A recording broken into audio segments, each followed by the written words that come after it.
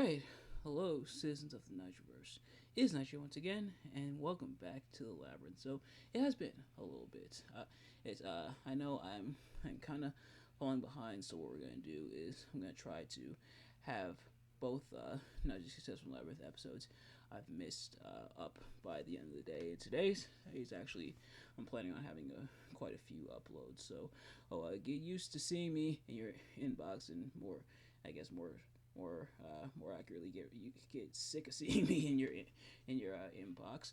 If you did indeed turn on the post notifications, if you haven't, do that. But yeah, so of course, if this is your first episode of Nigel Tales from Labyrinth, welcome. If not, welcome back. But if you are indeed new here, what we do is we read a variety of things, but also a variety of poetry from different poets, including from myself and from other poets. What we do is we read them, we analyze them, kind of analyze, break down on their meanings, and discuss them. So if that is the kind of thing, please consider hitting that subscribe button and giving me a thumbs up. Leave a comment, share with your friends, all that good stuff. So without further ado, let's get right into it. So this first one is called End Goal. What is the end goal of my life, or for my life, I should say? Is there one? Is there a definitive end, or even a preferred one? And I forgot to add the space there. Sorry. Or even a preferred one? Am I just going through the motions, just letting my existence pass me by? Do I know how it ends for me? Do I even care? So I imagine this is a conversation we've likely had with ourselves quite a bit. Like, where are we going in life?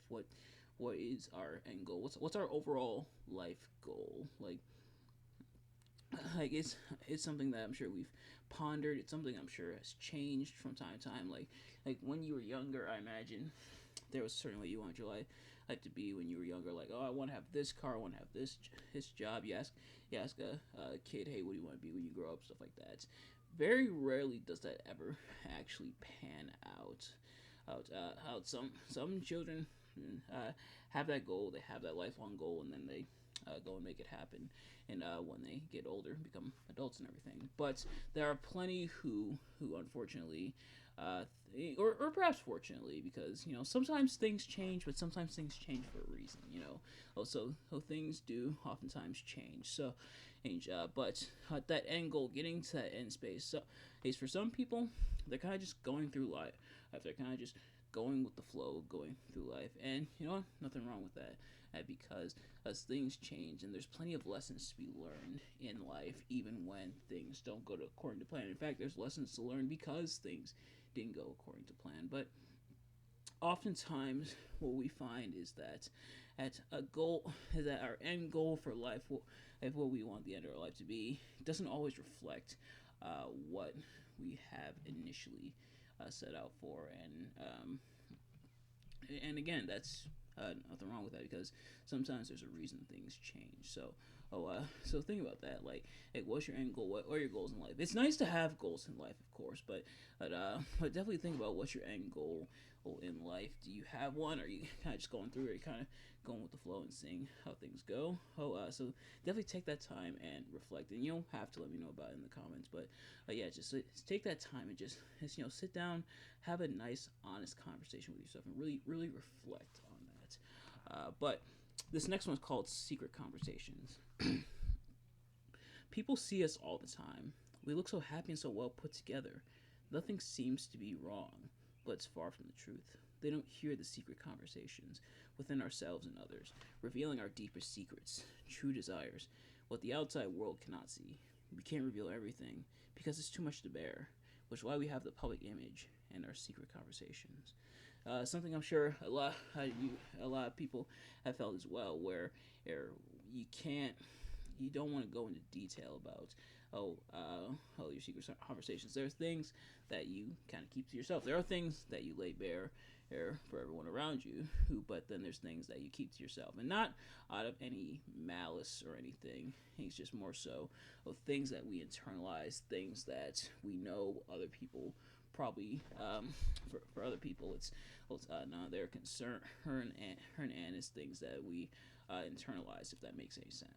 And it's something we all go through. Who there are things that we want to share, that we can share with others, and who knows, it'll help them out. How it could help them out, but there's things that we keep to ourselves, and we kind of have to keep to ourselves. Especially when it comes to people who want to use that against us and us, because sometimes those people do exist. Unfortunately, the people who don't have your best interest in mind and will use that kind of stuff against you. Well, it's unfortunate that that's the circumstances, but those are the circumstances at times. So, we try to put our best foot forward. We try to put on this face and go through life and navigate through life and everything, but there are things that we have to keep within ourselves. The secret conversations we have with ourselves about our true feelings and our true intent. Now, there are those who are a lot more open about themselves, who definitely wear their heart on their sleeves, and of course, nothing wrong with that. But oftentimes there are things we have to internalize, if that makes any sense. But this next one is called deep end. I would often stare at the deep end from the edge of the pool, not about the water itself or how to enter, but how far I would go down and if I would ever come back out. Going into sharing stuff. When I was younger, and learning how to swim, in which I do, of course, know how to swim. When I was younger, I was kind of afraid of the deep end because it's such deep water. Like I remember. I learned how to swim at summer camp, actually, and the pool that we had to go into, I think, reached all the way to 9 feet deep, which is how quite a few pools are. Some are deeper, some are more shallow, but yeah, 9 feet. Remember, I was a kid. I wasn't that tall back then. I'm honestly not that tall now, but I wasn't really that tall back then, and me being also a chronic overthinker, even back then, I'm like I don't want to dive into the water. I don't want to go down. Like, what if I go down and drown and don't come back up? All these things ran through my mind. Eventually, I overcame that fear here and learned how to swim and everything. I think the trick is try not to go all the way down, but also be try to quickly navigate yourself back up. A little swim tip for you guys is learning how to come back up after you swim. But while it's talking about a literal pool within this story, he oftentimes we find ourselves in metaphorical pools in life. The fear of the unknown, which is something I've discussed not just in my poetry, but on this channel as well. That fear of the unknown. We don't know what's going to happen on the other side. We're afraid to try things. We're afraid to dive into the deep waters and hers because not because we know what's going to happen, but because we don't know what's going to happen. Like going into the deep end and where it's hard to swim, it's hard to stay afloat and keep yourself afloat. Like that scares us, and we don't want. That's why we don't want to go into the deep waters because what if we don't come out? What if we don't? What if we don't survive? And oftentimes, in our proverbial deep ends within our lives, we have to really fight. We have to really struggle to keep ourselves afloat. But we know we have to because we rely on ourselves and because people are relying on us. But yeah, it can be pretty scary. So take that lesson from I think it was like 9 or 10 years old when I first learned how to swim. So take that lesson from 9 to 10-year-old me that you never know unless you try, and you might have to survive and struggle in the deep end, but you can do it. Hey, you can dive in the water and you will come out the other side. This next one's called The Bug Wrangler. This is by Mike Doughty. He was jailed for cruel insect. He also, before I get into it, if I do mispronounce any of these names, I do apologize. But he was jailed for cruelty to insects, and his agent wasn't answering the phone, so he stayed awake in the cell all night. Pictures jumping around his head of the cops and the blow dryer they took as evidence. He used the blow dryer to force the spiders to move, up the arm of a stunt woman, across the floor. He was known to the industry as a professional, that he could coax wrenching performances from the crankiest bugs. He was a man famed for producing bug performances that would make people weep in the theaters. They knew what they were jumping into, he thought. I always split the money square. Am I wrong? You take some roach out of a miserable life and put it in the pictures. Tame the wildest insects with a flashlight and a little blow dryer technology. Go to the beasts and teach them respect.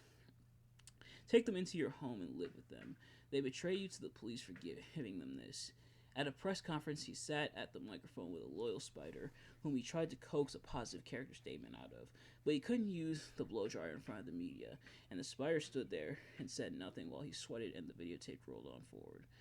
So essentially, a bit more on the humorous side. I essentially equating killing bugs and killing insects to like actual trials and stuff like that, and kind of a mercenary thing going on here. So kind of comedic when it comes to equating bugs to life and everything, and kind of exploring the humor side of things. But we do see a reflection to real life, because this is sometimes what happens when it comes to certain people and certain crimes and everything. Trying to keep that positive face, especially towards the end here, talking about the loyal spider who tried to coax a positive character statement out of them. The spider essentially vouching on his behalf, like, oh, he didn't really kill these bugs and everything, but having the evidence of him killing that bug. So kind of comedic, talking about killing bugs, but kind of also reflects in real life in some regards. So kind of drawing that line, dancing on the line, and of course things like that, and imagery. I mentioned plenty of times here on the channel. Definitely my bread and butter. So kind of interesting how that was done there. But this last one's called Dedication. This by Cszeslaw, Milosz, and I actually forgot to include this from the poem, because these were courtesy of the Poetry Foundation. They are linked in the description, so check them out. But I forgot to include that it was also translated by him as well, from Polish to English. But anyway, you whom I could not save, listen to me. Try to understand the simple speech, as I would be ashamed of another. I swear, there is in me no wizardry of words. I speak to you with silence like a cloud or a tree. What strengthened me for you was lethal. You mixed up farewell to an epoch with the beginning of a new one. Inspiration of hatred with lyrical beauty. Blind force with accomplished shape. Here is a valley of shallow Polish rivers, and an immense bridge going into white fog. Here's a broken city, and the wind throws the screams of gulls on your grave when I am talking with you. What is poetry which does not save nations or people? A connivance with official lies, a song of drunkards whose throats will be cut in a moment. Readings for sophomore girls, that I wanted good poetry without knowing it, that I discovered, late, its salutary aim. In this and only this I find salvation. They used to pour millet on graves or poppy seeds to feed the dead who would come disguised as birds. I put this book here for you, who once lived, so that you should visit us no more. So that's the end of the regular poem, and then and here it has this part at the bottom, just showing I think the year and the place where the poem was written. So Warsaw, 1945, and the reason I include that there is because it was part of the poem on the Poetry Foundation, but also to kind of put things into perspective. So Warsaw, Poland, in 1945. So right after the end of World War II, which I think is the main theme within this poem. Of course, that war, or the wartime and everything, and after the war and World War II, and unfortunately in the territory, which I'm sure you can put two and two together when it comes to that. But very interesting how it's done there, using that imagery, which of course I'm a very big fan of the imagery there. But I think parts like this really jump out to me. Was poetry which does not save nations or people, using that poetry to illustrate what's going on, and to kind of take people's minds off of it, but keep people's minds on it, on what happened. A connivance with official lies, a song of drunkards whose throats would be cut in a moment, essentially talking about the war, or the response to the war from the German side, more specifically the Nazi side. I'll just rip the Band-Aid off of the Nazi side of the things. So being described here within this poem, and being illustrated within this poem, and the way that it's come about, and how, and showing and kind of the seed of how they reacted to it, those at least within the Nazi party and everything, and showing the imagery of the white fog, the broken city, because of the war and everything. So the way I think it's illustrated, I think, is important, and I think it's very well masterfully crafted. But nevertheless, that's going to do it for this episode. Thank you all so much for watching. Hope you enjoyed. If you did, please do me a favor. Like, comment, subscribe, share with your friends, and turn on post notifications so you know every time I upload a video so you can see as it drops. And let me know in the comments what your thoughts on these poems, your analysis of these poems. Do you agree or disagree? Did you like these poems? Let me know. And what's your analysis of them in the comments below. But thank you all so much for watching. I will see you guys later. Peace.